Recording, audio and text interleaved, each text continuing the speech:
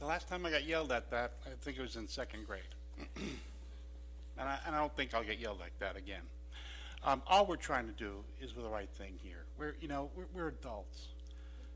There's no reason for what just happened. All we're trying to do is make sure that the will of the majority of this body is heard.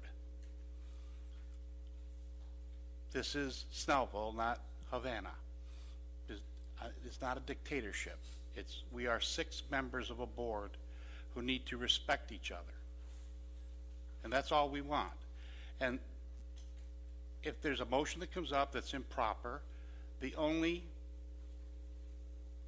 source of making the playing field even again is to appeal the decision of the chair and let the majority of this board decide which is right or which is wrong. Twice tonight we tried to do that. Twice tonight we were not successful. The other night I was told that I had a lot of people in my clique. So I want to address that tonight. I ran for office. I began to run for office in July of 2009. I was elected in November of 2009. I tried to, the last couple of days, think of all the people who would be in my clique, and there's one person that I knew prior to July, or 2 people, as a matter of fact, that I knew prior to July 2009 that are in this room tonight. Jerry Oberholzer, if he's still here, and Diane Krause. They are the only 2 people in this room that I knew prior to June 21st, 2009. I will also tell you that I look out in this room tonight and there's an awful lot of friends. You are now my clique. And you're my clique because we share one goal: the betterment of Snellville. I've heard that.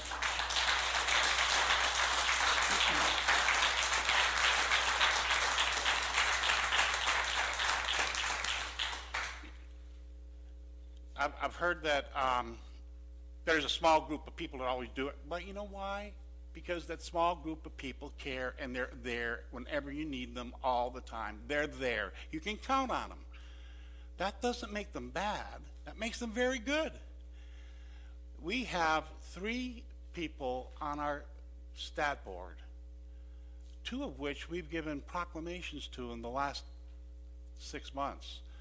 I think Stat and Farmers Market together have gotten proclamations and resolutions, 5 or 6. These are hardworking, solid people who show up every Saturday from 6 o'clock in the morning until 12 o'clock or 1 o'clock in the afternoon, 22 weeks a year, to make sure that the farmers market runs properly.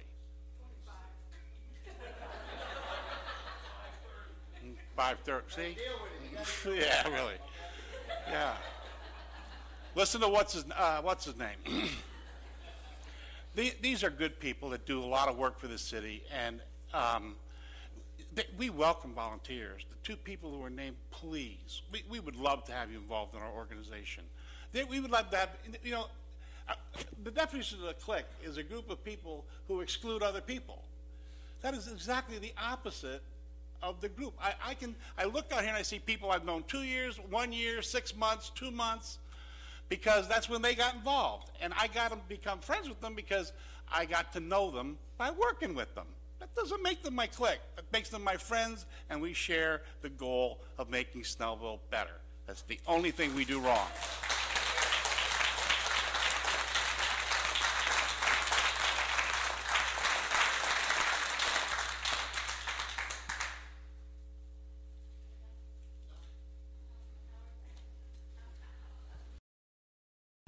There's not a whole lot more to add to what Tom said. One of the things I said earlier is that I kind of got more involved in the city based on the farmers market, the things going on with the fall festival, those kind of things. And I can tell you there's not a more enjoyable day, 12 hours a day, Kelly McLoon, that I would rather spend with that group of people. And the neat thing about it, that group of people is open to anybody. It's absolutely open to anybody. All you got to do is show up. Step up and show up. That's it. That's all you got to do. Now, about as much as I'm going to say about that. I'm going to talk about one other thing, or two other things. If you remember, if you were here back in November when we were sworn in, one of the things that I talked about during my council reports was that I was just simply asked Snellville citizens to look here first. That was all. I hope some of you have taken that to heart, and I hope that if you hadn't, that you will. And the reason I bring that up again tonight is that most recently, the Gwinnett magazine, I don't know if, I'm sure some of you have seen this thing, but every year they publish through their readership a best of Gwinnett 2011. Well, folks, listen up. The folks in this city that were nominated and portrayed in this book as being the best of Gwinnett: the Daisy a Day Florist, the Snellville Florist, Hamilton Financial, Stevie B's, Gwinnett Animal Hospital, Snellville Dental Group, Mellow Mushroom, Chick-fil-A, Gwinnett Ballet Theater, Snellville Pediatrics, Snellville Dental Group, the Mahjong Restaurant, and who hadn't heard of the Bill Rhodes Bakery, and Alley's Attic. So what I've done is that I've gone to each of these businesses. I've gotten most of them so far, but I've presented them with one of these copies and told them how much I am proud of what they do for this city. And I encourage you all to do the very same thing. So on a more somber note, one of the things that we didn't really mention tonight, the two students from Grayson High School and the families of those people that were injured as well. I can't even imagine how those families feel tonight or the night it happened. And I would just encourage you, if you know those families, even if you don't, pray for those families regardless of the circumstance, because that's just a tough thing as it relates to, it's in our backyard, if you will. So I would just ask you to keep those thoughts and prayers with those families, and just remember out there how blessed every day that we get here, and then at the blink of an eye it can all be over. So God bless you all.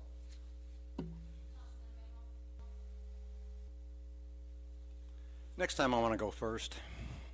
They spoke about all the stuff I wanted to speak to. What's his name number one and what's his name number two? I'd like to keep things a little bit positive and just reinforce that my top priority in being here is to do what's best for the citizens of Snellville. And that's all the citizens of Snellville. That means that some people will be unhappy with my decisions because often what's best for a group as a whole is not best for certain people within that group. I invite anyone with a question about any issue to contact me.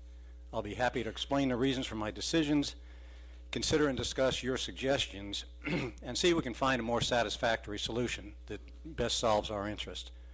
I'm fully accountable to the citizens of Snellville. I encourage you to email me, call me. My number is readily available.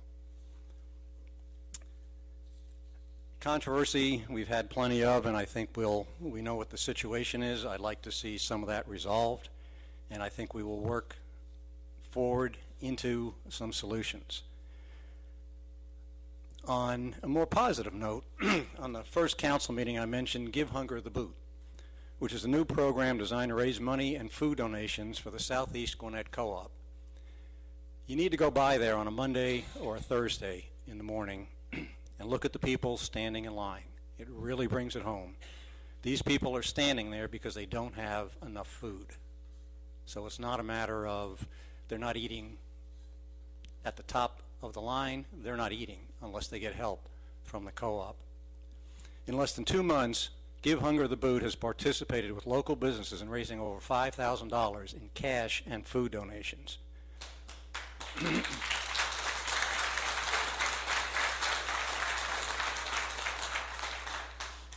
I'd like to thank Walmart for a $1,000 grant, and that was given through the Walmart here in Snellville. Texas Roadhouse for over $1,700 in food donations. Summit Chase Country Club for $1,500 in monetary donations and over $600 in food donations.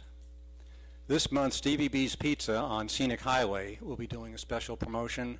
Wild Wing Cafe and I are discussing what they're going to do. O'Charlie's is going to come on board, as is Mellow Mushroom. And they'll all be introducing programs that will raise money and food for the co-op. I encourage you to patronize those businesses, help out any way you can. These people really need our help. Councilman Kraus? Fourth, I got a lot to repeat. We will see controversy resolved in this council. I feel it. We will. I want to personally thank you tonight for attending, and I would like to encourage every citizen to at least attend one council meeting. Please, please attend at least one this year and become involved in this city and volunteer. Give yourself some history of volunteering with this city. I'd also like to mention that the 13th Snellville Citizens Police Academy is going to begin on March 29th and end on May 29th.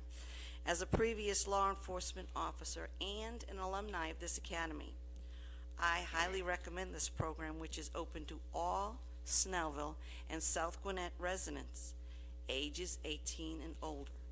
The information that these police officers will give you in the hand-on experiences are exceptional. Please consider attending this police academy. I would also like to tell you a little bit of something I'm working on. I'm in the very early stages of researching some type of an emergency communication system for our city, a way to communicate with all citizens, those that don't have the internet, those that don't have a cell phone, and those that do have a cell phone and the internet. I understand that we have disaster plans that are after the fact, but I would like to see some kind of a warning system for all of us. And I don't know what it's going to be. Maybe it's a siren that just gets everybody's attention. I don't know where we can go after that. You hear it, then where do you go? If we lose power, well, how do you turn the TV on to see what's going on? This disaster could be weather related, or it could be a man-made disaster. For example, a gas explosion. I don't want you to get too carried away on man-made explosions. I don't know if using a siren is going to work. If using social media, Facebook, Twitter. The city manager and I had a meeting, and I discussed a little bit of what I'd like for us to do, and he sent me some information, and it was Call 311, and it's a citizen engagement process, or looking into a proprietary communications package. That might be what we need. There's a lot of research I need to do on that. I hope to have a meeting soon with Lieutenant Perry of the Snellville Police Department, and he's worked on a program called Nixle, where it's free and you sign up for it, and the police department will text you if they feel that this is something that you need to know about that's happening right here in Snellville. I have some information from Eastside Hospital's emergency management people on how their system works. I really want to meet with those two people and discuss what they do in an emergency situation. I've met with Gay Johnson, the Public Works Director, to seek her input as well. She thought maybe that she had a siren. I don't know. I really don't know. I don't know what systems. I don't know what we could implement that would cover every single person, from the young person to the elderly. I don't want to leave anybody out. This is going to be a lot of research. This is not something that I can make happen in 2 months, 3 months, 6 months, maybe not even a year. But I will tell you that I am going to work on it. This is an initiative that I am very interested in. And if this saves one life, just one, it'll be worth every minute that I have spent on this communication process. I would love to hear from you if there's anybody that has a little input on this, has worked on something like this, whether it's here in this county or somewhere else that they lived, please contact me. I'd love to meet with you and sit down and see how we can get something together on a pre-emergency system. Lastly, I'd like to thank Ricky Willis, who's an employee of the Public Works staff, for his work in the stormwater area of Public Works and also assisting where he's needed. He is spotlighted in Snellville's newsletter for January. I also look forward to my first city retreat beginning on Friday. I hope to learn a lot. I hope to share a lot. And I thank you again for being here this evening. Please drive safely home. Thank you. Mayor Pro Tem Sabah. I guess the hardest part of this report is maybe being last. Maybe I think that's for you, Mayor.